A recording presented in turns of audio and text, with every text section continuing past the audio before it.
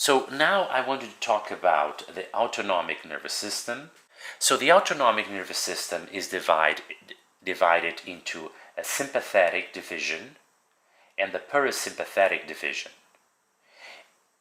It's important to have a certain anatomy of it, a certain function, worry about the function to a certain extent, and before we proceed into the anatomy.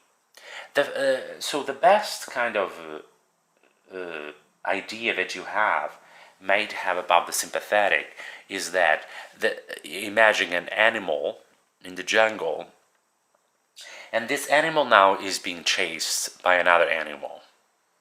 And so at this point, the animal needs to make a decision, either to run away or fight back.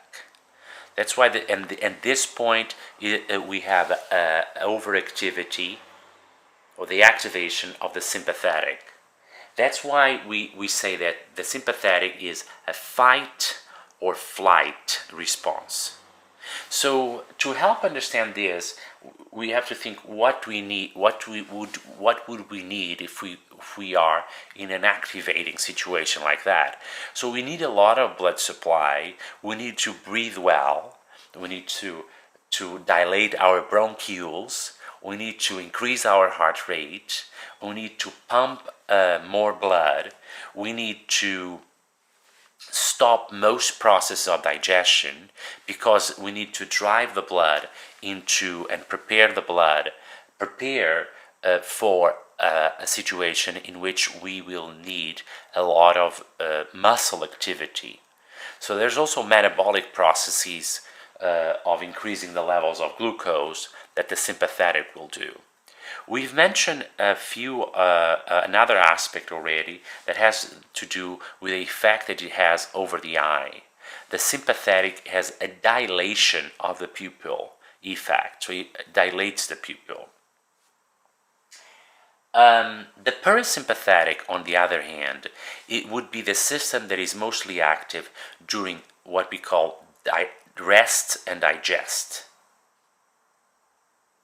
So rest and digest means that the activity now, the main activity of that organism is focusing on digesting the food, so great part gastrointestinal activity, and rest. So we don't need such a high, such a very high heart rate, and so on and so forth. So the heart rate goes down, the gastrointestinal processes are favored, and when it comes to the pupil constricts. Note that there are more autonomic nervous systems, so to speak. We can speak about the enteric nervous system, which is a system that is located in the walls of the digestive tract. So this is the kind of overall component, but now you have to focus on a series of questions. The first question is, where are the nuclei for these two divisions? The second question is comparing what we call the preganglionic and postganglionic synapses, as far as length and as far as neurotransmitters. So let's go over that. So the sympathetic division, you look at this image here and it's very clear what you see. You see that the preganglionic neurons, so the way it works, so that we give it a little bit more background before, there's a neuron that exits the central nervous system and will synapse with another neuron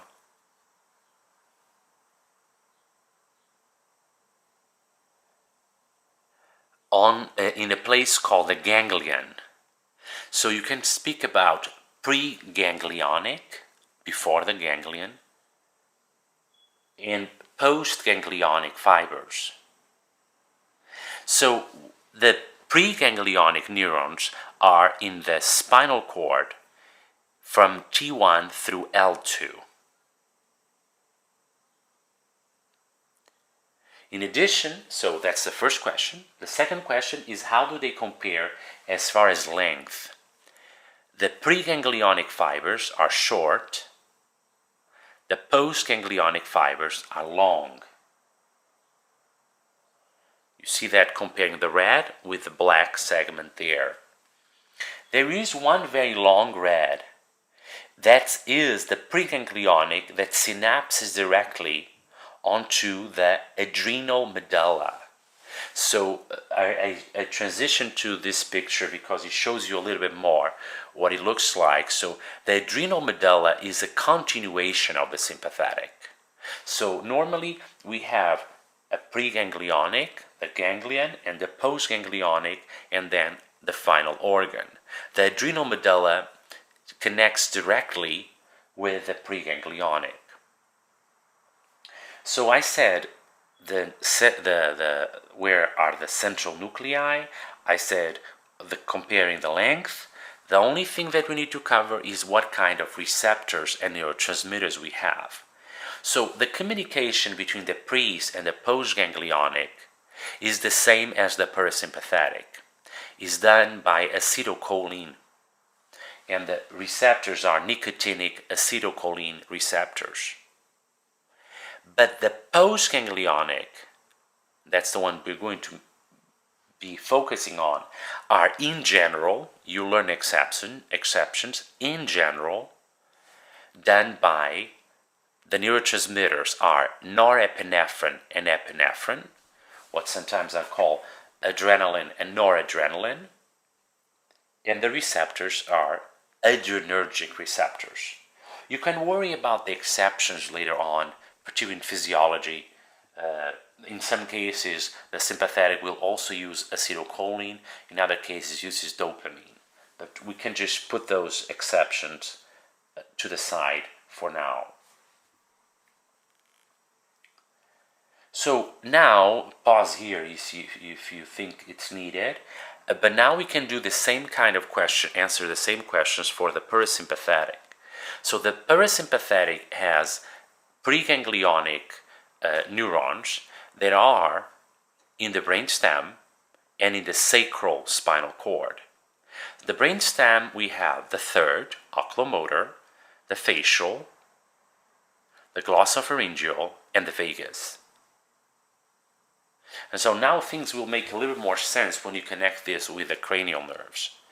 The sacral levels of the spinal cord that help with the parasympathetic are S2 to S4. Okay? So that's the first question. Where are the preganglionic neuron centers? Let me just show you a little bit better. This is a review. I told you that during the cranial nerves section that we would go back to this and we would speak a little bit more about this in detail. So this is a better summary for us. Oculomotor innervating the eyes. We talk about the pupil, the facial constriction, the facial nerve, what innervates, the glossopharyngeal, and the vagus. In a different way, we can see it here. So see the centers that are in the brainstem and the effects as well. So we answered the first question, but we need to speak about two more questions. So the length of the preganglionic and the postganglionic. So the preganglionic are long and short, and the postganglionic are short. So the opposite to the sympathetic. The pre and the post communicate synapse with using acetylcholine and nicotinic acetylcholine receptors, just like the sympathetic. The postganglionic synapse communicate with the final organ using acetylcholine, and we say that they're cholinergic, and the receptors are called muscarinic receptors.